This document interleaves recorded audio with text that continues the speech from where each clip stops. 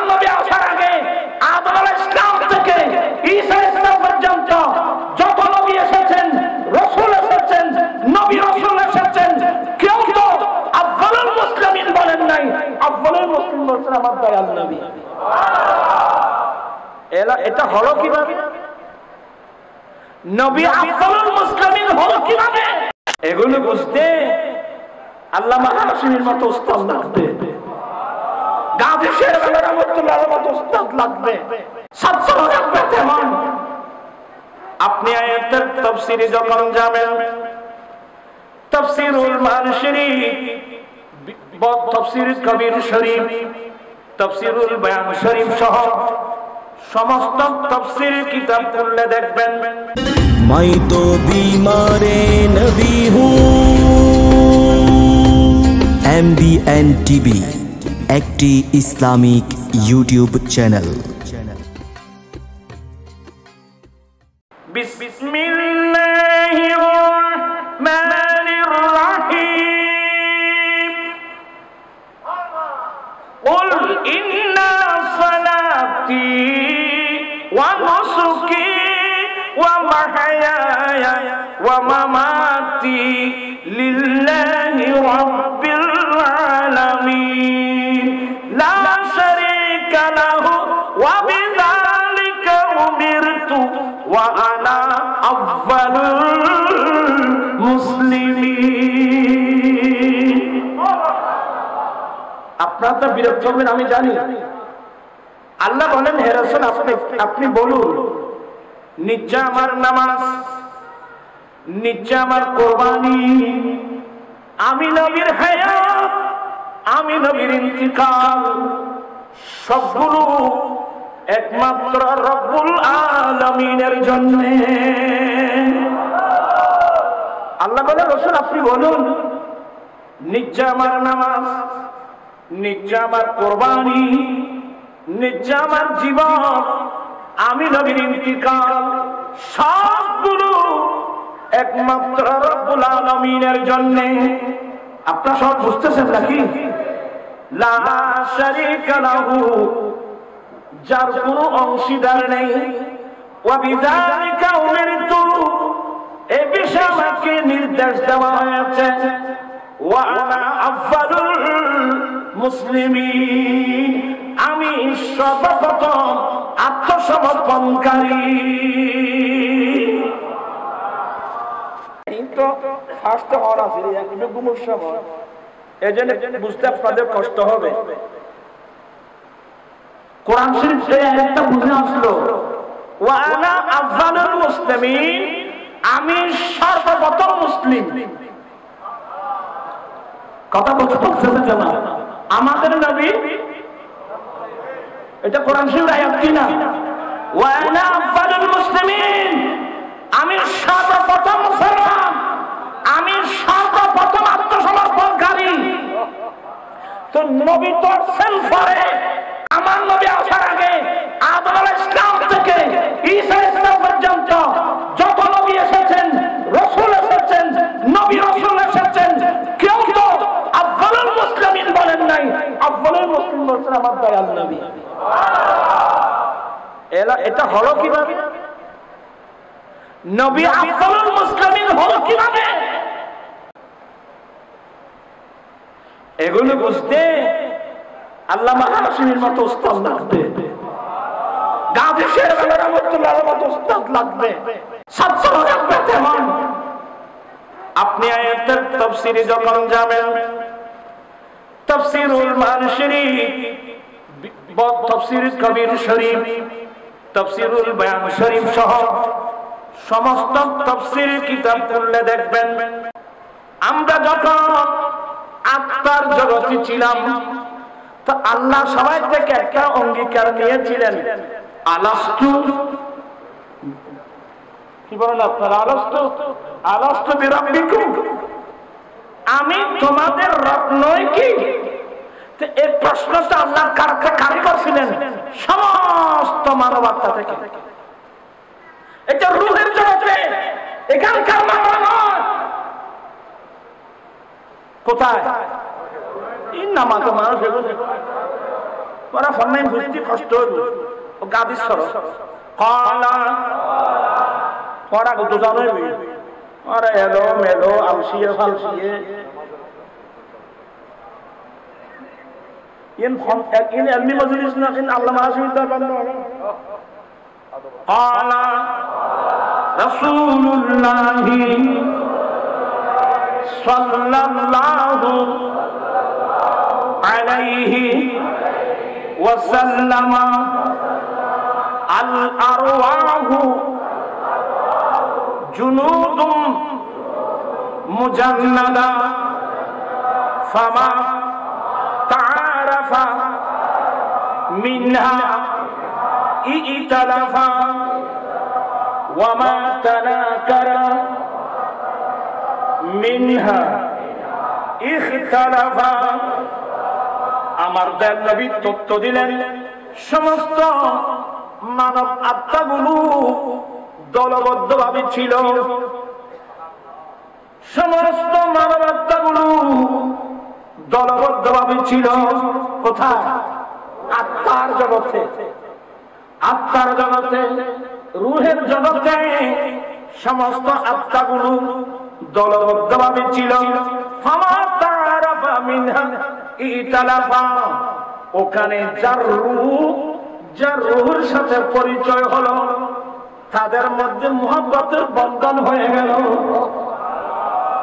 যার রূহের সাথে একটু ইয়ে হলো তাদের মধ্যে ইখতিলাফ দ্বন্দ্ব সৃষ্টি হয়ে গেল তাহলে আমরা সবাই কোথায় ছিলাম রূহ জগতে খোদা কুদ্দুস সমস্ত রূহ আল্লাহ থেকে স্বীকৃতি নিচ্ছিলেন আলাস্তু বিরাব্বিকুম আমি তোমাদের রব নই কি আল্লাহর এই প্রশ্নের উত্তরে প্রথম যিনি উত্তর দিয়েছিলেন উনি হচ্ছেন আমাদের হায়াতুন নবী আরো জোর বলুন কোথায় আমি এগুলো ইঙ্গিত দিচ্ছি যেহেতু সময় নাই দেরি হয়ে গেছে ইনশাআল্লাহ এগুলো অনেক লম্বা আলোচনা আকায়েদ মজবুত না থাকলে সিয়াসিটা বাংলাদেশ তথা গোটা বিশ্বে যতগুলো বিশুদ্ধ প্রসিদ্ধ সহিহ হাদিসের কিতাব একটা কিতাব জামিয়া তিরমিজি আর একটা কিতাব ইবনে মাজাহ ইমাম তিরমিজি সহিহ সনদের মাধ্যমে রওয়ায়াত এনেছেন হযরত সাইয়্যিদনা আবু হুরায়রা রাদিয়াল্লাহু তাআলা থেকে ক্বালু মাতা ওয়াজাবাল লাকান নবুওয়া ইয়া রাসূলুল্লাহ এই হাদিসটা তিরমিজিতে আছে কি দেখেন তো সিয়াসিটার মধ্যে দেখতেন সাহাবা একরাম জানতে চাইলেন ইয়া রাসূলুল্লাহ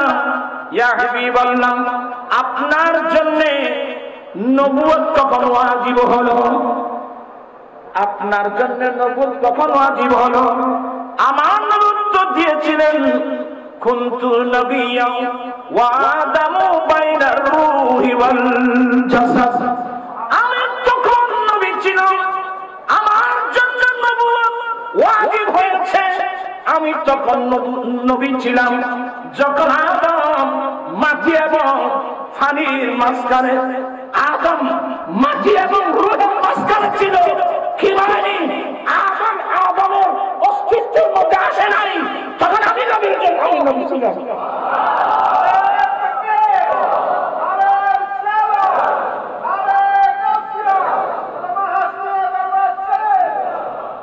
আমি তখন নবী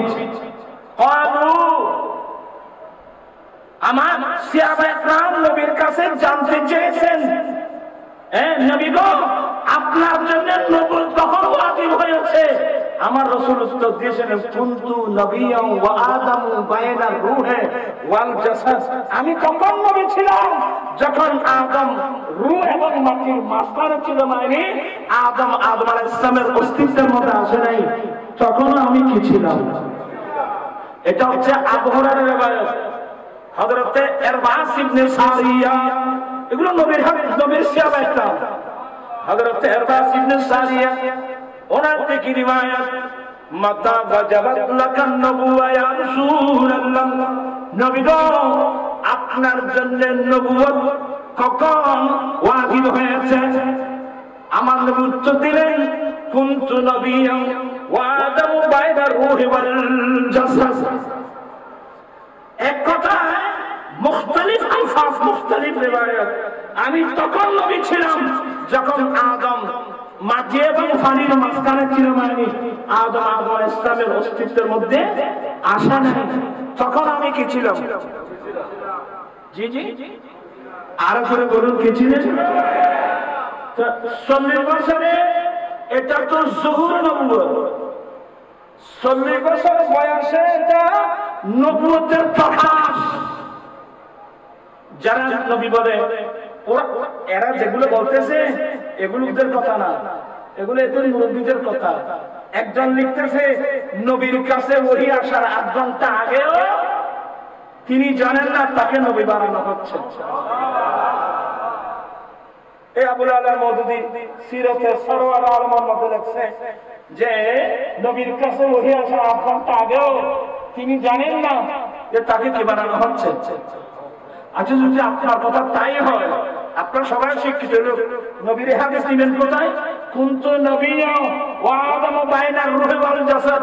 আমি তখন নবী ছিলাম যখন আদম আলাইহিস সালাম রূহ এবং মাটির মাঝখানে ছিল, মানে আদম আলাইহিস সালাম অস্তিত্বের মধ্যে আসে নাই, তখন আমি কি ছিলাম?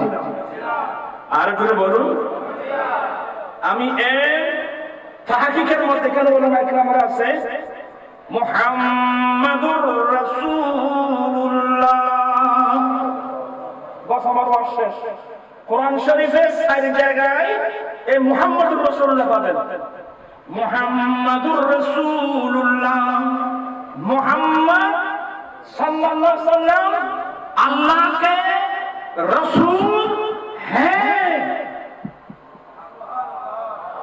मुहम्मद सल्लल्लाहु अलैहि वसल्लम अल्लाह के रसूल। सबाई बोलें मुहम्मद सल्लल्लाहु अल्लाह के रसूल हैं। मुहम्मद सल्लल्लाहु अल्लाहर रसूल কখন থেকে কখন, কখন থেকে কখন, এটা আল্লাহ রাসূল জানেন। সে এই জুমলাটার মানে করেন তো कि मोहम्मद सल्लल्लाहु अलैहि वसल्लम रसूल थे, मोहम्मद सल्लल्लाहु अलैहि वसल्लम रसूल बने ना, मोहम्मद सल्लल्लाहु अलैहि वसल्लम रसूल। और जो मोहम्मद सल्लल्लाहु अलैहि वसल्लम अल्लाह के रसूल हैं, मोहम्मद सल्लल्लाहु अलैहि वसल्लम अल्लाह रसूल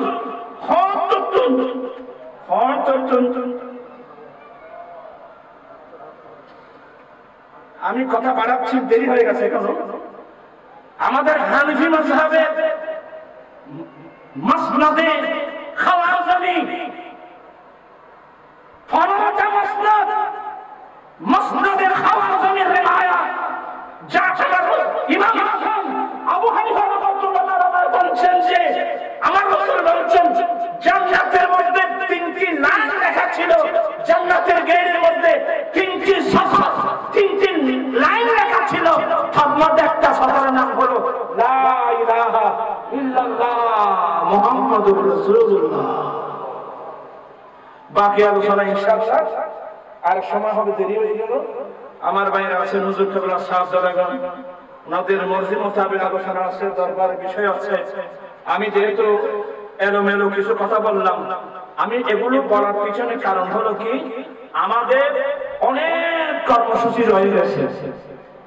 আমি একবার যখন ওয়াইসি সম্মেলন করতেছিলাম, ওয়াইসি অফিসে আমি বলেছিলাম যে হুজুর আপনাদের সুন্নি নাকি, অনেক মানুষ সুন্নি চিনে না, শিয়া বুঝে না। আমার প্রস্তাব হলো আহলে সুন্নাত সম্মেলন সংস্থার পক্ষ থেকে হলেও একটা কিতাব লিখে দেওয়া হোক, নাম থাকবে আহলে সুন্নাত ওয়াল জামাত বনাম শিয়া।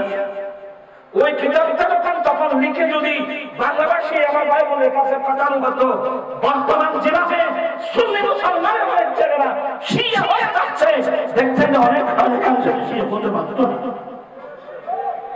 তাই আমাদের আহলে সুন্নাত ওয়াল জামাতের সমস্ত কিতাবগুলো আমাদেরকে নতুন করে কিতাব লেখার প্রয়োজন নেই। আলা হযরত যে কিতাব লিখে গেছেন এগুলো বাংলা অনুবাদ করে বাংলাভাষী ভাই বোনের কাছে পৌঁছাতে পারলে যথেষ্ট হয়ে যাবে। তাই আমাদের কর্মসূচি বেশি। একদিক দিয়ে আমাদের লাগবে কি লাগবে?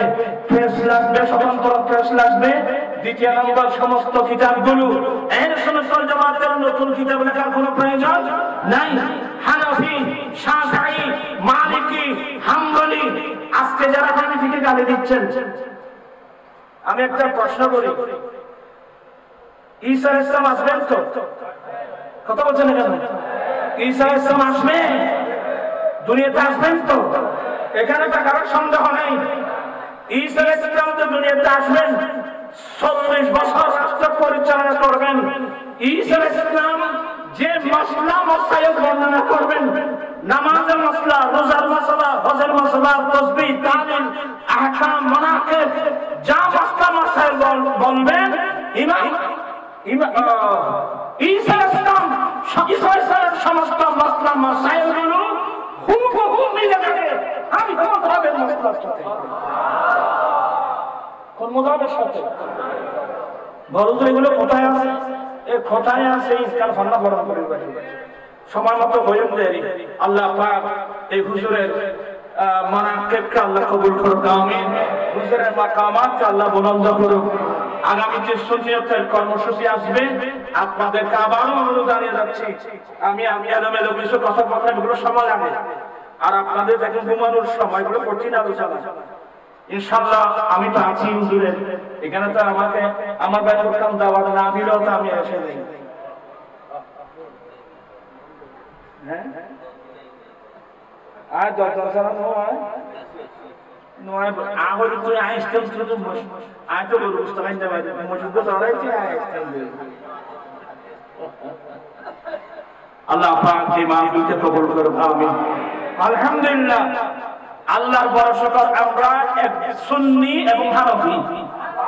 বলেন আলহামদুলিল্লাহ, আমরা সুন্নি এবং কি এই যে যার যারা জমশরী তাফসীর সাহেব লিখছেন, আচ্ছা উনি কোন মাযহাবের লোক?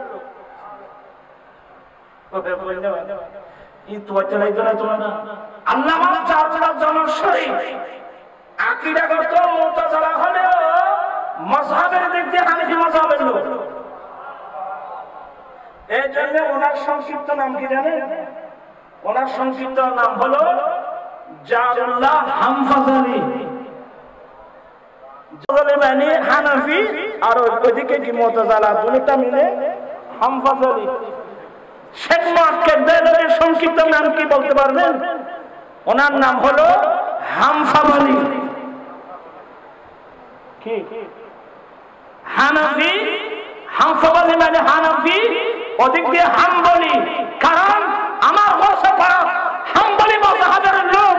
শেখ মুআক্কিদ দেলভি বলছেন যে যতগুলো মাযহাব আছে হানাফির সাথে মিলে যায় একমাত্র হাম্বলি।